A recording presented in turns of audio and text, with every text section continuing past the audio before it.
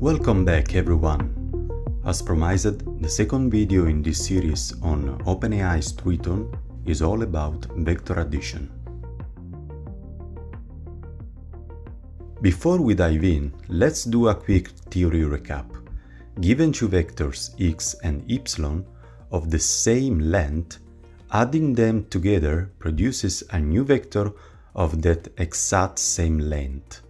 The value of each cell in this new vector is simply the sum of the corresponding cells in x and y. The standard approach for this looks like the simple code snippet you see here.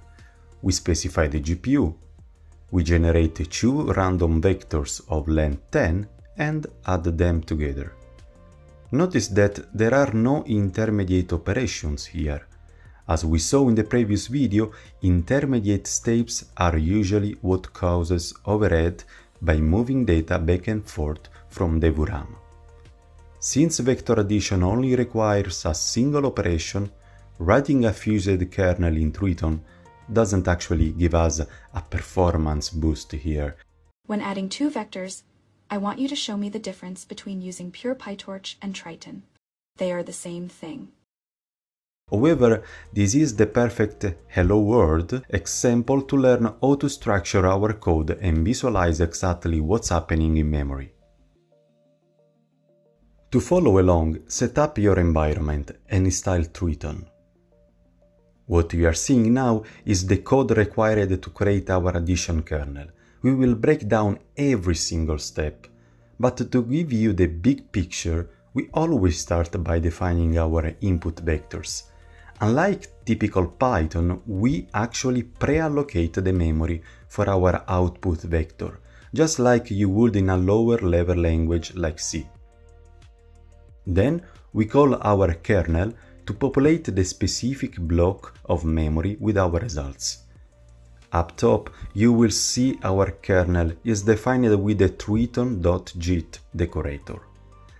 This tells the Triton compiler to take our Python function and compile it just in time into highly optimized machine code that can run directly on the GPU. Alright, let's break down the steps. First, we create our random input vectors. By assigning them to the GPU, they go straight into VRAM. Let's assume we are working with the float 32, meaning each number takes up 4 bytes. A 10-element vector will therefore occupy 40 bytes of memory. For simplicity here, we will pretend each memory cell holds exactly 4 bytes, even though realistically memory is addressed byte by byte.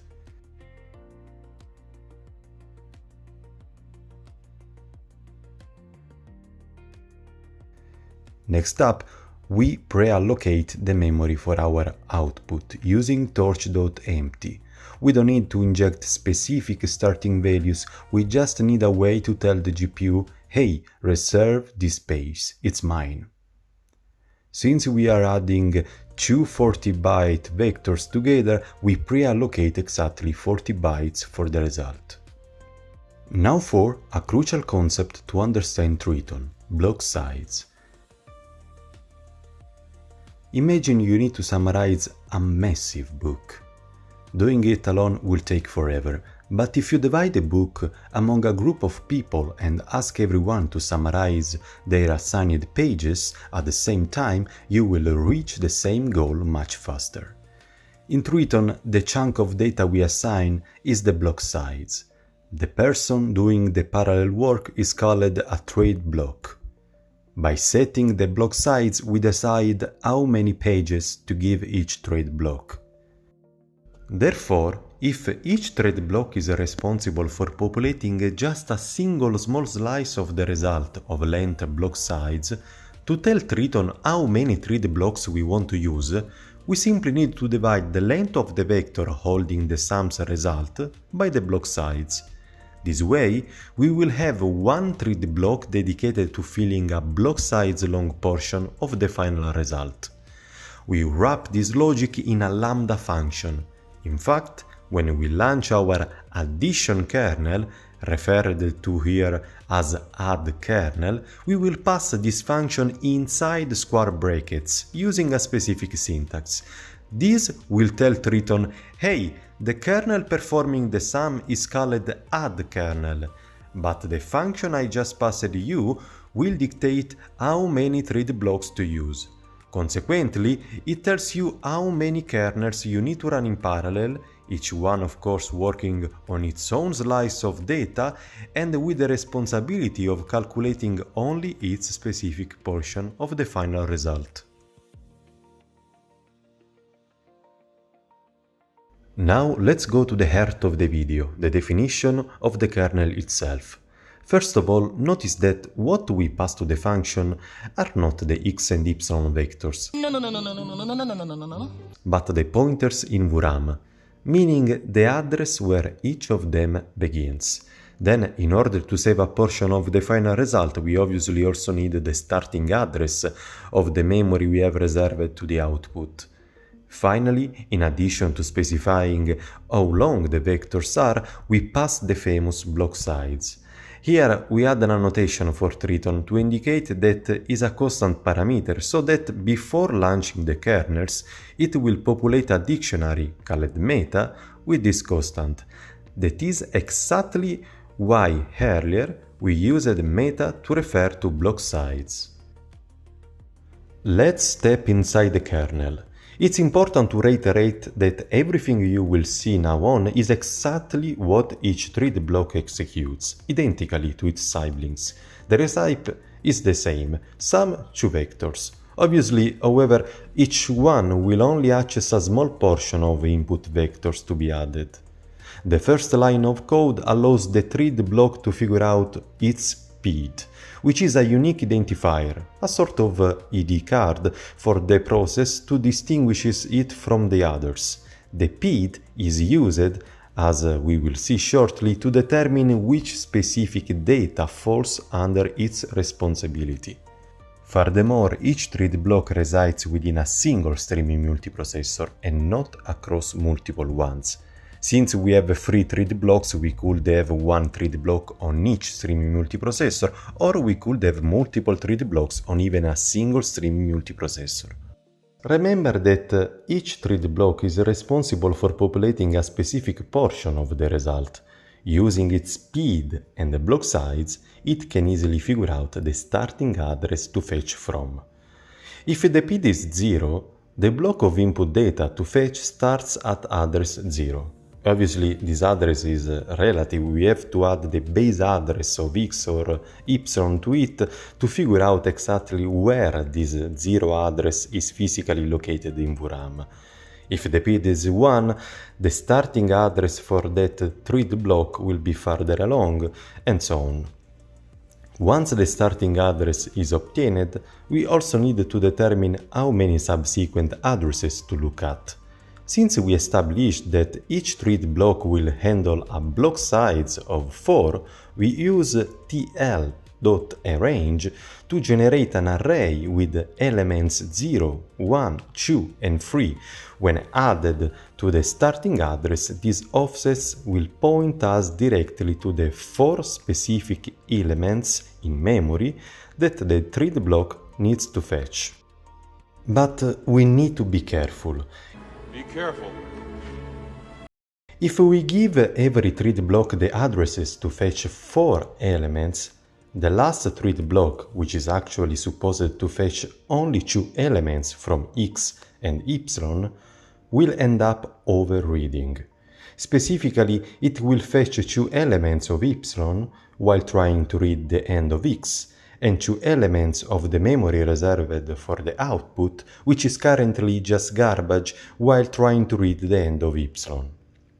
With the following line, we are associating a value to each element the thread block will fetch, a 1 if it's valid, a 0 if it's not. So, for the first 2 thread blocks, every element is valid. However, for the last thread block, the final 2 elements fetched from both x and y are invalid. This mask will indeed be used right in the code where we actually fetch the data. With tl.load, after specifying the addresses where the 4 elements to be fetched reside and indicated which ones are valid, we transfer those elements into the streamy multiprocessor's shared memory. The other argument serves to say, hey, if an element is not valid, meaning its mask is 0, what value should I put there? In our case, we left the original value we fetch, as the value of these invalid elements won't affect the final result, but we will understand why later.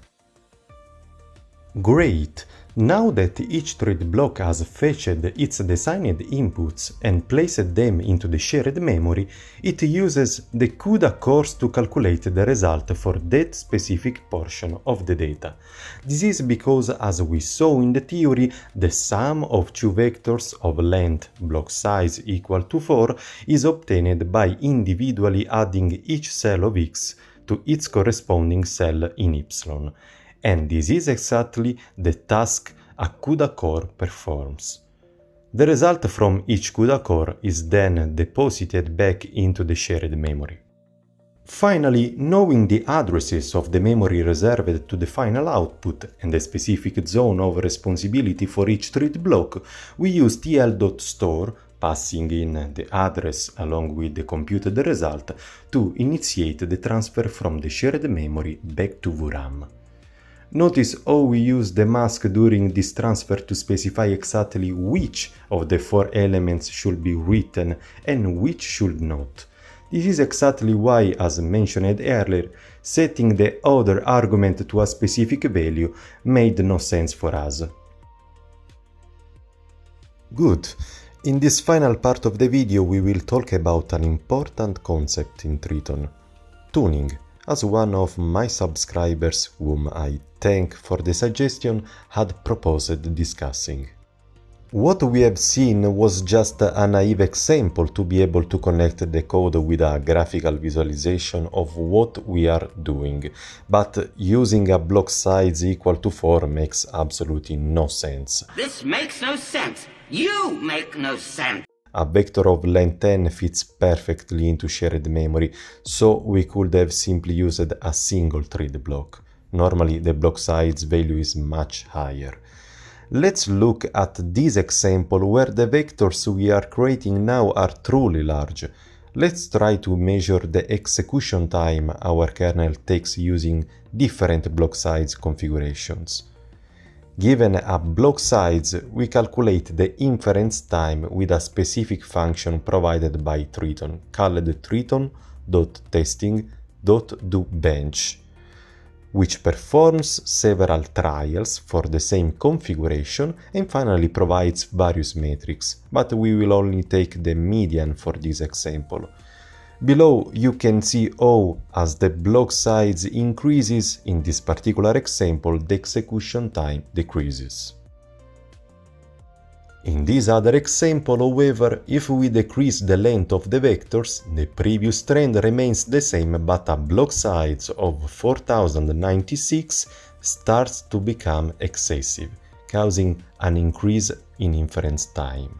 From these two examples, it's clear that choosing hardware configurations depends not only on the complexity of the kernel itself, but also on the complexity of the input data. We obviously cannot do everything by hand. I cannot do this job by myself. For this reason, Triton provides us with a mechanism to automatically tune these hardware parameters, which are also specific to each GPU. Perhaps a certain configuration works well for me, but not for you, for example, or imagine porting the code to a different GPU than the one you usually work on, and instead of doing manual tuning all over again, you use automatic tuning. The Triton.autotune decorator allows us to evaluate various configurations, as you can see. In each test I try a combination of block size and the number of warps, which we will clarify shortly.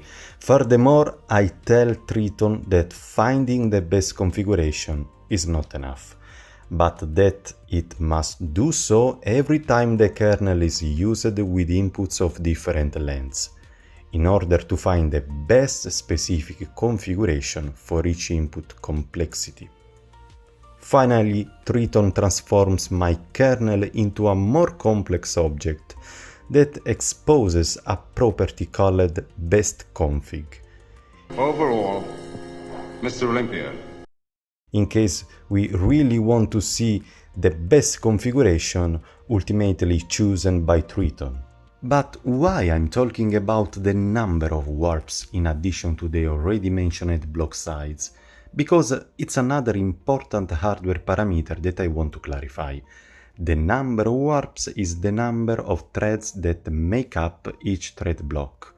Using the book metaphor, we already said that thread blocks are the number of people we use to do the work in parallel, and thus speed it up.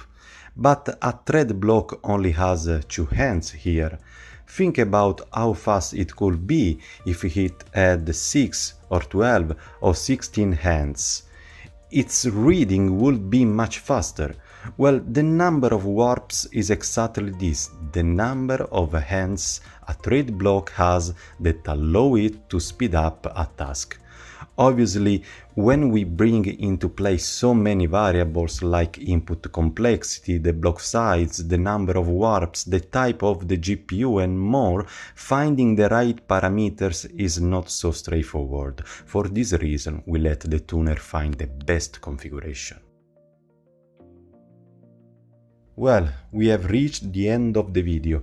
The lesson was very simple, but I think it was necessary for a first approach to how Triton really works. I hope you enjoyed it. As always, if you have any questions, feel free to ask and I will answer them. See you next time.